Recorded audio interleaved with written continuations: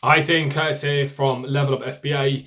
As promised, going to do a quite short video going over Q4. Some of the things like what is Q4, some of the questions that I asked, that you guys asked me in the group, I'm going to go over those as well, and some of the mistakes that I learned from my last Q4 as well. So jumping straight into it, no spiel, I want to keep this quite short and sweet. What is Q4? Pretty much it is what it is. It is the fourth quarter of the year, and it so happens to be the most absolute busiest time for platforms such as Amazon and eBay and online retailing as a whole. We're focusing generally on Amazon, so that's our main platform that we're going to be selling on for this video.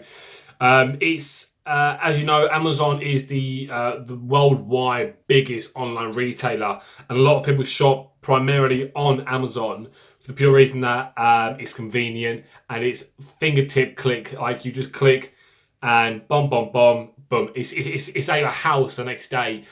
So we rely a lot on the convenience and the demand for from shoppers around that sort of quarter of the year.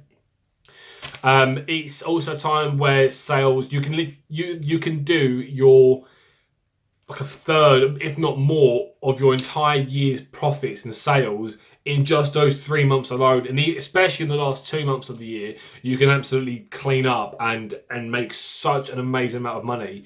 That is serious life changing. But if you tackle it the right way, and I've learned that from some of my mistakes that I've done previously. So I've got a bit of paper here, sort of listing out some of the mistakes that I made. There's only a few, but there is some mistakes that I did make. My personal biggest mistake was not going deep enough on stock. There's been times where I was selling X line, whatever it was, and I was getting a sale. Within like an hour, I sold 10, and then all of a sudden, you're out of stock. But I had the opportunity to get loads more previously, but I didn't. And that links directly to my second mistake. But going back over the not going deep enough on stock, there was recently, I don't know if you guys saw this, but there was an eBay sale for Argos, and I had an opportunity to get these amiibo figurines that are reduced from like 15 quid down to a fiver. And I chickened out. I don't know why I done this. I went deeper on some lines that weren't as strong as this one that I wanted to really stock up on, and I still bottled it. I have no idea why, and I'm absolutely kicking myself in the head now because the listing was live on eBay for like less than 24 hours. It was just like ping, ping, ping. I think they sold like 1,000 units, over 1,000 units in under 24 hours. So I really did miss the ball on that one, but I managed to get about 15 of these units. I had the opportunity to get about 200. BuyBot Pro showed me and Keeper showed me that this was getting like at least 300, I think it's 300 sales a month consistently for the past like 8 months. So don't know what went wrong there, but yeah. So this year, what I'm doing is I'm stocking up earlier on because I've noticed recently there's a lot of online and retail arbitrage deals out there. So these are usually stores that are clearing out stock in preparation for Christmas stock.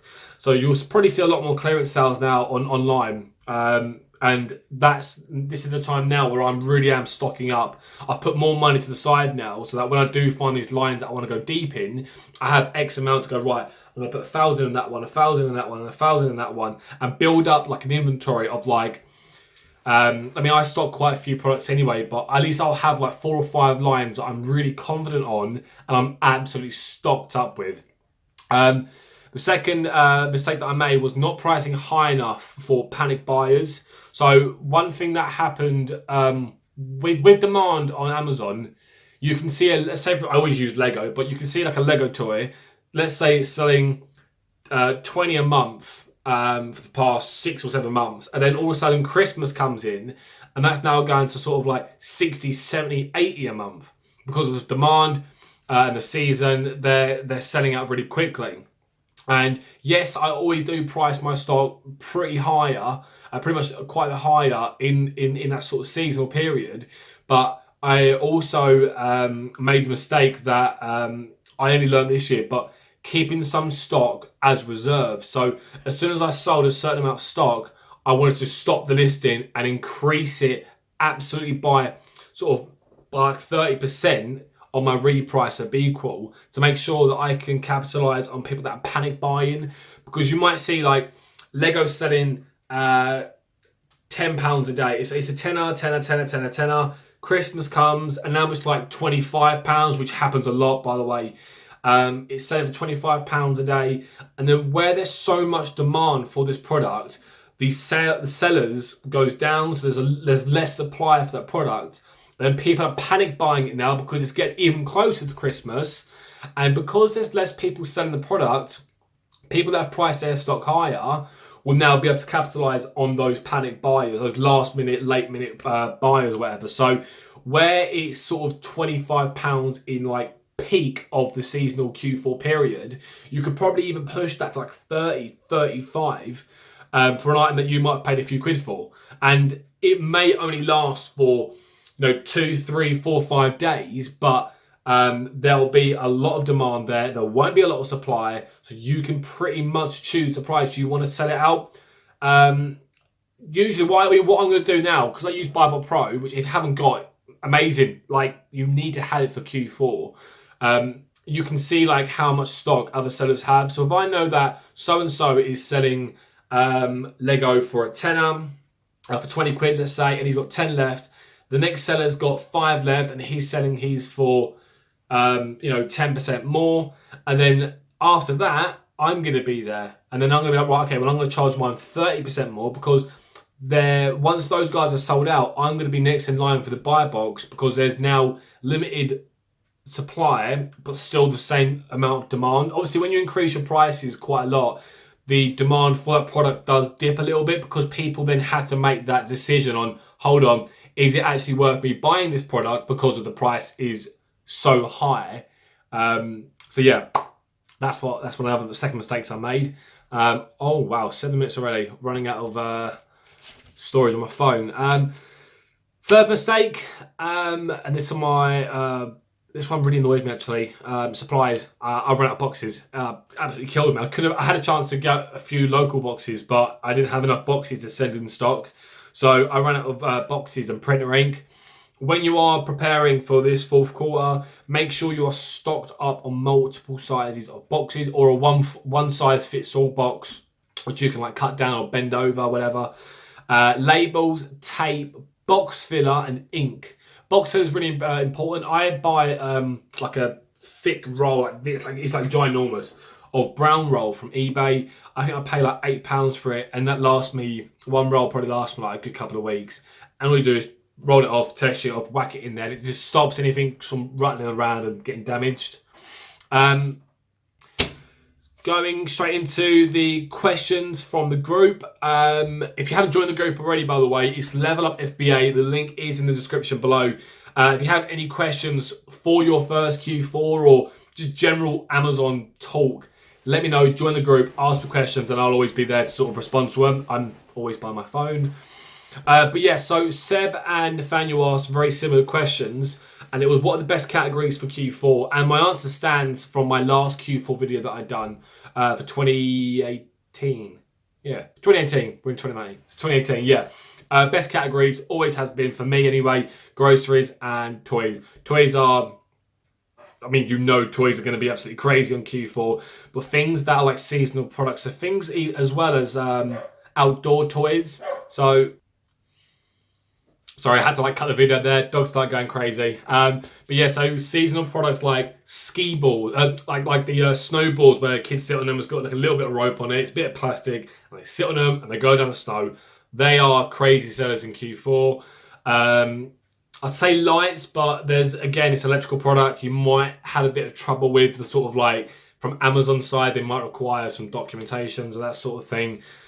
Grocery wise, like box sets of chocolates, like people go crazy for chocolates. Same as Easter, people, you won't see no Easter eggs really listed throughout the year. Then Easter comes along, there's Easter eggs everywhere, and there's a mad amount of supply, a mad amount of demand for eggs, so they sell like crazy. Think that sort of strategy. Think, what would you buy in the Christmas period that you could sell? Like, what do you genuinely need? Like, do you need a Pyrex dish because you're going to be cooking? Do you need a baking tray? Soap, things like that. window scrapers, I don't know, maybe that's a private label thing, that'd probably be more of. But yeah, generally the best categories and the quickest ones to get involved with would be groceries and toys. Second question was from Ashley. How dramatically do prices change? I've pretty much covered that in not pricing high enough. So prices change really, really dramatically in Q4. You can have something, again, like I said, say for £10, blah, blah, blah, blah, blah. Q4 comes along. It's a big game of supply and demand, and we're here to capitalize on supply and demand aspects of this whole model during the quarter of this sort of period. So, yeah, so blah, blah, blah, blah, blah, £10, and all of a sudden there's a mad amount of demand for the products. Sellers go down, this demand's still there, and those that are pricing higher at the bottom, they'll now start having the buyer box, and they can start charging a premium price for that product because supply and demand. Last question was from James. What strategy am I using? Just going over from the mistakes that I made last year, it really is just a case of stocking up now because, like I said, loads of stores are clearing out their like older lines of stock to make way for new stock for Christmas and that sort of thing. So I really am just stocking up now on as many products as I absolutely possibly can.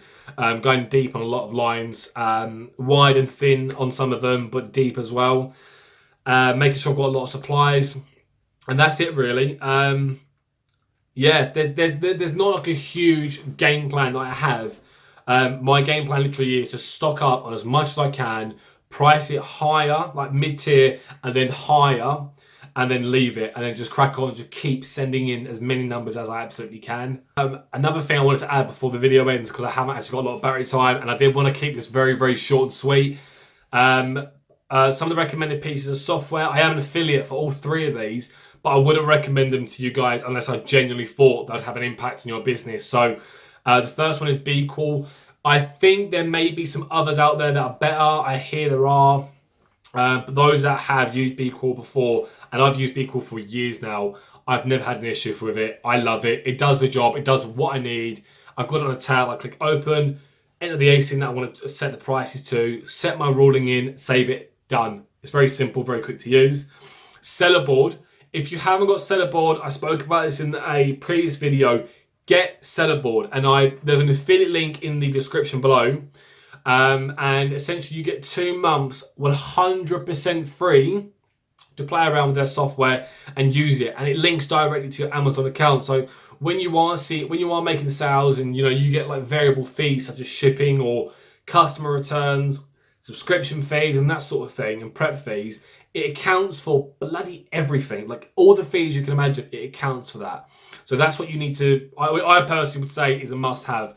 I used to spend probably about like 6 to 7 hours a month, probably actually no, if not more, manually typing in every single cost of purchase for a product.